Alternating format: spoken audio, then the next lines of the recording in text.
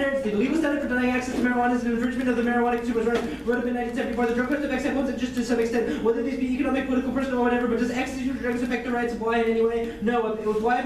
Why attempts to rescind action using drugs? This is a tactical infringement of X's rights on the face of it. No one is forcing why to associate with X. What entitles the state in acting in behalf of the law to do what would clearly be a violation of elementary decency or fair play on Y's part to use Y's convinced they're here by saving X from himself? Nothing. Next, the discussion of legalization doesn't take into consideration the pragmatic application of marijuana cultivation or consumption. Gutterman and Kennedy, 2014. Legalization of marijuana at the level of the United States, Colorado, and Washington at the national level, Oregon, the likelihood of additional state action in the United States to terminate a new round of discussion. The focus is to the objective dynamics, potential features, and other critical issues considering regulatory frameworks for a legal marijuana market.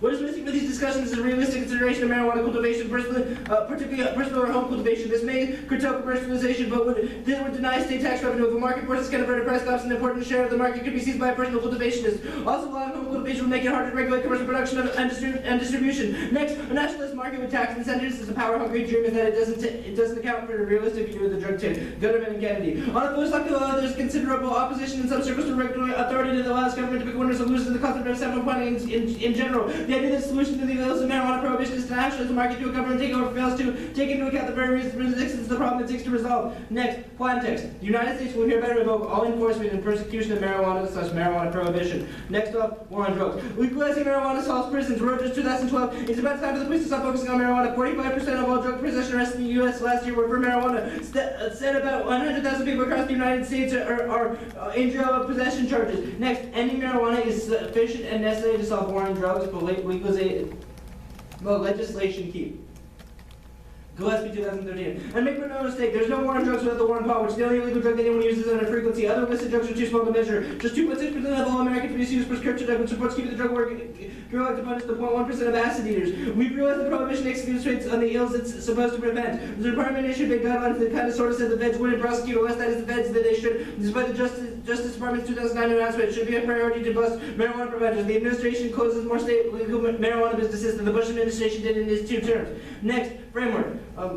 First of all, we believe this debate should be about competing engagement with the state. We believe this is the most meaningful political action because A, it is necessary to test the resolution. What should be the focus of this debate? And B, engaging in role-playing with the state is the only way to activate agency. Hackmiller's 2008. Debate games require to balance the conceptual and centrifugal forces of gaming and teaching. Digital philosophy offers an explanation of why debate games may be valuable. Players are expected to experience imagined scenarios both irrelevant to an insider's and to an outsider's perspective. The outsider's perspective reflects a fundamental aspect of human understanding. This is the interaction with other voices. The individuals are able to reach understanding and finding their own voice. The ontological process of ideologically becoming. Thus, by playing debate scenarios, it is possible to support students in their process of becoming not only themselves but also becoming articulated and responsive. Okay, next, open markets advantage. By severing out of U.S. dominion on marijuana, a unique market is established, the only unregulated popular market to ever exist. The focus of the marijuana economy will be the only truly Israel's economy with a whim of popular demand. No subsidies, no taxes. The result is significant and apolitical. The market credit for weed and enforced Boyd would be little to provide an alternative agency to the state. The actual redefine the operational capacity of the individuals to absolute determinant of moral actions in regards to make the effect of the agents and not the subjects. The market affects the function of the black market, orienting the transactions between people and transactions of autonomous actors, personalizing the act of trading to the individual level. State-supported State-supported marijuana politics relies on creating images of brown and black bodies as criminal workers while possessing well-educated white bodies the right kind of marijuana laborer. Called 2014. The designation of the marijuana laborer in both dealers and doctors is supported with the race and class hierarchies of morality and citizenship. These divisions reveal themselves within the liberal marijuana politics. The good acceptable marijuana laborer is race is white, gender is male, and as class is well-educated. The bad criminal marijuana laborer, though still is male, although usually brown, specifically African-American and Hispanic urban in his political arena. These images produced to be a medical marijuana legislation response to these efforts created blurry and inexact images of who the marijuana laborer is. The images conveyed to the Bureau were those of the political narratives of the white medical marijuana doctors, a well-educated, family-oriented, all-American white male, and the criminal marijuana dealer, just as a man who sometimes racist, brown, and non-American, and always goes as a poor and urban. These are the competitive images for liberal political agendas by medical marijuana activists is particularly disturbing, and echoes a larger tendency of using discrimination prejudice to construct and maintain fringe group advantage. Education and racially privileged marijuana activists conduct themselves in opposition business of medical and legal marijuana can contribute to the dividing continual long history of access to the colonial labor and conceptual spheres. The imagery produced by politicians, activists, and television reflects predominantly well-educated white men blighting their dreams of the existence of the marijuana business, while generations of African Americans have continue to be put in jail for years of the very same acts. The U.S. expressed concern being put out of business because they lack the significant amounts of money needed for the startup and operation costs, as well as the training, business management, and sale, as all factors that disallow many U.S. from being legitimized doctors. The other strategies used by global marijuana politics, activists, and supporters only to seek legitimize marijuana labor, but also to construct those part of a larger group of American work and belonging. Racial and social differentiation of marijuana laborers appear in tandem with the references to nationality and citizenship, an effort to coordinate marijuana labor to an American narrative of hardworking people by excluding those who already denied such a narrative by exhibiting already existing hierarchies of race, class, and representation of marijuana laborers, creating an exclusive narrative in which white marijuana laborers belong in our communities and their brown and less educated governments do not. Consumption of marijuana laborers encourages detrimental, disparate, and discriminatory treatment of marijuana laborers based upon historical exclusions, notions of what can be good, can be moral, and can be truly American. In order to construct a productive liberal marijuana politics, marijuana activists need to make all politics accessible to all marijuana laborers, not only those already racially and socially privileged ones. If they do not, we will ignore it under the guise of liberality. Once again, the core lesson American history is trying to teach us. Next, state-sponsored marijuana destroys black communities by removing access to alternative economic models and different survival in the face of state and social balance, ensuring white supremacy controls by both their communities and the emerging marijuana landscape. Now, 2002, most people who benefit from the drug trade collect the bulk of the profits who interest on bank deposits. Who supply the guns, transportation services, and traffics of the drug lifestyle are not black. Yet African Americans can earn significant amounts of income from the drug trade, employing large numbers of employees and providing needed economic benefits to otherwise forgotten communities. Drug trafficking and African American communities is a result of a complex web of economic need, meaning economic opportunity. African American communities in inner cities throughout the nation are entrapped in fear, economic depression. They lack jobs, opportunities, and resources, and there is lack of government assistance. Chronic unemployment is a serious problem in these neighborhoods. In many African American communities, drug dealers are the largest employer. As at the time when African American communities were really abandoned by the government, the limited and equivocal benefits of the drug trade provided the only glimmer of economic hope. Clarence Busquin describes the only illegal drug industry as the most equal opportunity employer in the world. Anyone can participate in the drug business. The equal opportunity character of the drug trade makes it a threat to white supremacy. The ability of African Americans to gain access to access money and power in the drug trade creates an alternative economy in predominantly black inner city areas. Through the drug trade, African Americans and other people of color can earn money and develop channels of wealth and powers that are not controlled by whites. In the same fashion, certain white individuals as groups were able to gain a foothold in the American economy through illegal activities. Next, market regulations hinder the functions of the market. When outside forces such as government interfere in the setting of prices, it is tantamount to trying to regulate the speed of car holding by holding the needle of the speedometer in place. No single person, not even an omniscient dictator, can understand the mind, desires, and hopes of the individuals who make up an economy. If even benign apolitical planners were to interfere with the economy on the assumption that they know best of thought, they knew the minds of others, they would inevitably frustrate the wishes and curtail the happiness and liberties of the individuals in whose interest they claim to act. Next, competition solves for public interest. Getterman and Kennedy, 2014. The competitive open market model has advantages not enjoyed by other alternatives. Several observers have already noted an increasing differentiation in the various interests in the favor of marijuana's legalization. This means the emergence of competing factions and overlapping, at times conflicting interests. It is the goals of the communication model that clash with public interest. This is an anti-legalism, and there will be stakeholders with a vested interest in preserving their livelihood. This way to control these competing interests is to enhance rather than restrict competition.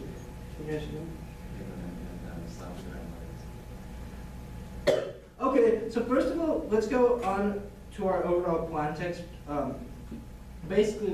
Actually, let's go into case. Essentially what we're saying, let's go into our plan text. So essentially what we're saying here is that if the state basically does this idea where it decriminalizes marijuana and makes it an entirely open market, we're going to see this is going to basically solve for the war on drugs because it's going to kick out of all state legalization whatsoever. It's also going to link to our open markets amendment, specifically the last Gutterman and Kennedy card, where people were able to compete in these small little, basically little markets they're able to create for themselves. They're allowed to home grow for themselves. They're allowed to do all of this stuff themselves. Yeah, micro markets. And then we have other cards and stuff.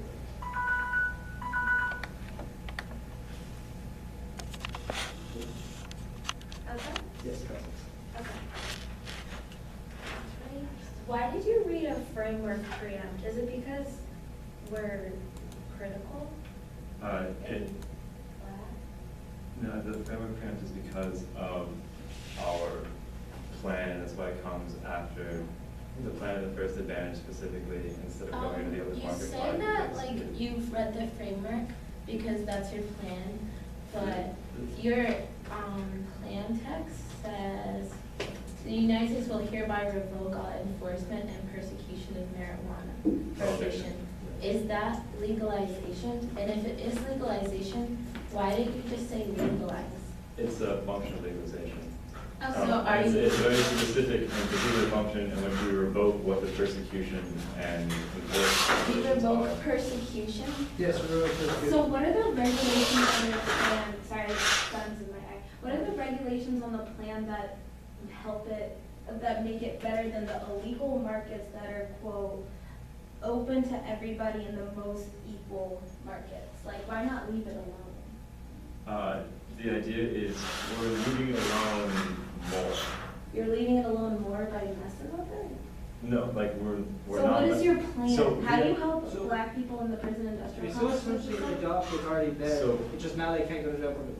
It's no longer saying that marijuana is an excuse to persecute. Okay, so, your card talks about like other drugs, like cocaine Yeah. and crack, and would you say that gratuitous violence is a thing? I'm sure it's a thing. Okay, so what do you do about all that if it's like they don't really need pot as a reason? It's not Basi- a lot of the reason. That card basically says that there's so few people that are doing gratuitous other things. I think it's at like 85 to 90% of There's only 80% of people doing gratuitous. No, No, the 85 the card isn't specifically about gratuitous violence whatsoever. It's about So which you don't drugs- solve for gratuitous No, violence? what, the card is about like what drugs are, prevalent. Okay, so are you trying to make these drug dealers like more American? Because your No. thing, your card says, which card is it?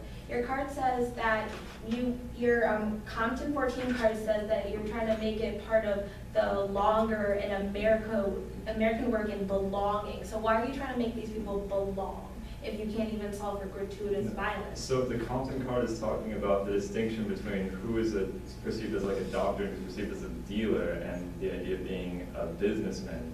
Oh, so From you're that. trying to make them into businessmen? That's already the case, though. We're not You're just trying changing. You're just trying to Validate accept that. them? We're trying to not Make them- arrest everyone because To of make this. them specific- legitimize business. It's not legitimized Because there are- whatsoever. There is no taxation. There's no regulation. It's still the same market. We just no longer do that risk of going to jail. Okay. Can you properly